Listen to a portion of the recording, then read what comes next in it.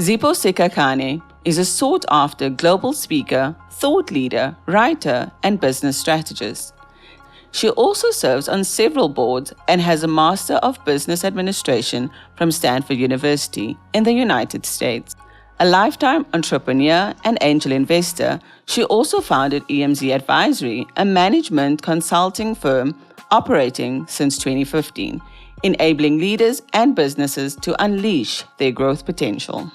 In this podcast, she shares about her journey to self-discovery and accelerated growth in life, career, and business on a more intimate setting, a podcast. Welcome to Mastery Sessions with Zipho.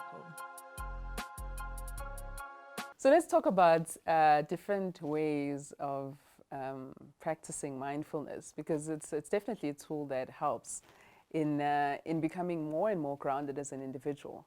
And there's a concept called intentional mindfulness, right? This is actually when you're making a conscious effort to create that space, right, on a day-to-day basis to become a more grounded individual. This is important and it's really critical because it starts helping you unleash, different parts of who you are as an individual, basically. So it requires you to be actually actively present in the present moment, and really observing. It's a good example that I like.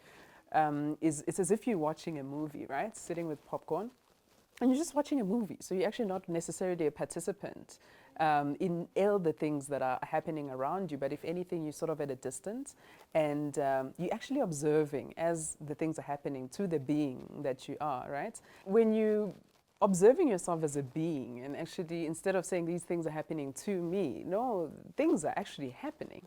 But that requires a certain level of skill and a certain level of depth, right? That's what intentionality is all about, right? And really looking at everything around you without any judgments, any conclusions, and even taking a pause before any action so that you can make sure that it's actually the right action for the context that's happening at that moment. So going on this journey of using different practices, it allows you to have better awareness, not just of what's happening to you, but also what's happening around you and also even under individuals and how they may be impacted by how you behave, how you show up, okay, in different contexts. And it can be great for relationships as well. I mean, imagine how much more empathy, you could have, it might actually help some relationships last even longer than they do because of just the lack of being able to actually understand and being able to actually look at things from a distance instead of personalizing, from the first moment. It also helps you with communication in general. And also learning how to use the right words to communicate, because you're less informed by the I and my, right? You actually addressing it from different angles. I'll share my own journey, with mindfulness and how it's impacted my life, and maybe it inspires you to also start on your own journey in different ways. I mentioned in one of the earlier episodes that, I'm a runner. I run, that's what drives me to success. I sprint, I go after big things, and I'll keep doing that. But originally it was quite a negative energy, trying to escape, get away from, the environments that didn't feel like home. I had other dreams for myself. And, and I realized even after that, I had a positive energy. I was optimistic, but I was still running, that sprint towards ambition, towards achieving this goal, that target, this milestones. I was still running. And ultimately, running is exhausting, okay? And it gets to you. And I realized that I actually wasn't capable of sitting still in the present moment. And I wanted to challenge myself to say, what would happen if I stopped running from my past? What would happen if I stopped running towards the future? The unknown future, and as a futurist at heart, I love, envisioning the future. But what happened if I wasn't running to it? What would happen if I wasn't running towards it as much as I was? And so I challenged myself to embrace spending time in the present moment, and that required a lot of things. I mean, the whole thing about learning to just sit with the discomfort as it is in that moment instead of trying to move to the next.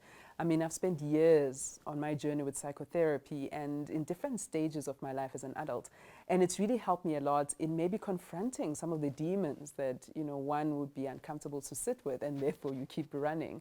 And ultimately you realize those demons have no power over you.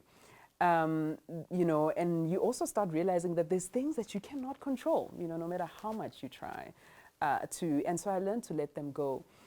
However, you know, there is definitely one thing that helped a lot fundamentally on my journey to being more mindful.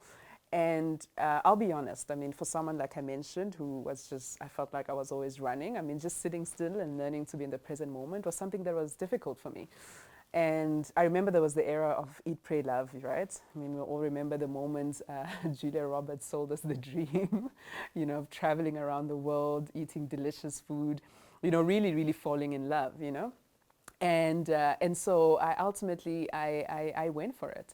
And at some point I took a break. I packed my suitcase. I had traveled half of the whole of the United States. I remember I flew through Africa, visited different parts of South Africa. I went, even made it as far out as you know, New Zealand and Australia, right? It was an amazing Eat, Pray, Love experience at the time.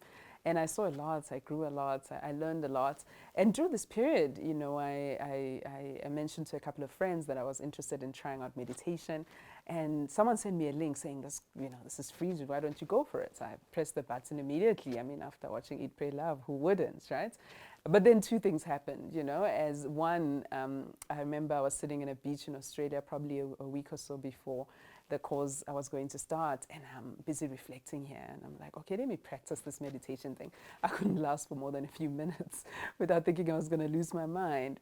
And then the second thing is, as I was on my way flying to Denver, Colorado, to go in the middle of nowhere in the mountains, you know, I'm now start to actually like read the book Eat, Pray, Love, and I see this section, the author is saying, you know, of course she tried, you know, meditation and mindfulness, but she would never sign up for a Vipassana meditation retreat where you literally have to sit silent for 10 days.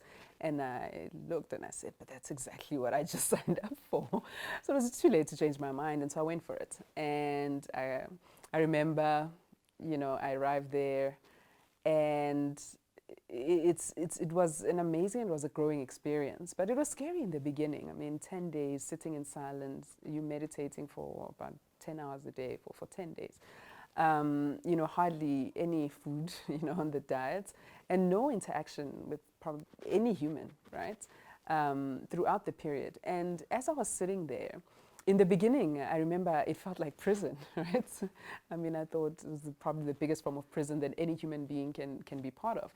But as I went through the course of the 10 days, I started realizing just how unstable and how busy our minds are. You know, there's just so much activity, there's so much going on. And ultimately, it started getting to a point that as soon as you know, a couple of days in, that discipline, that quiet, that peace, as soon as that started coming in, there was a certain level of growth that I realized. And by the time I got to the end, I actually realized that the prison was actually inside of me. And the course like that was giving me an experience to actually release that. Because there's so many things that we're not aware of about how we operate, how our bodies are.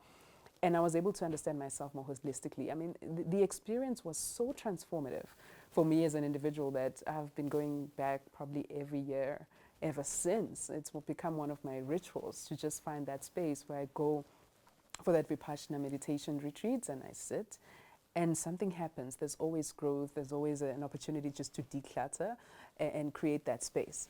Now, of course, I'm not saying therefore everyone should disappear off to the mountains for 10 days. You know, we have different interests after all. But find out what are those activities that could do that for you. You know, there are those moments where you can find that stillness, you can find that peace.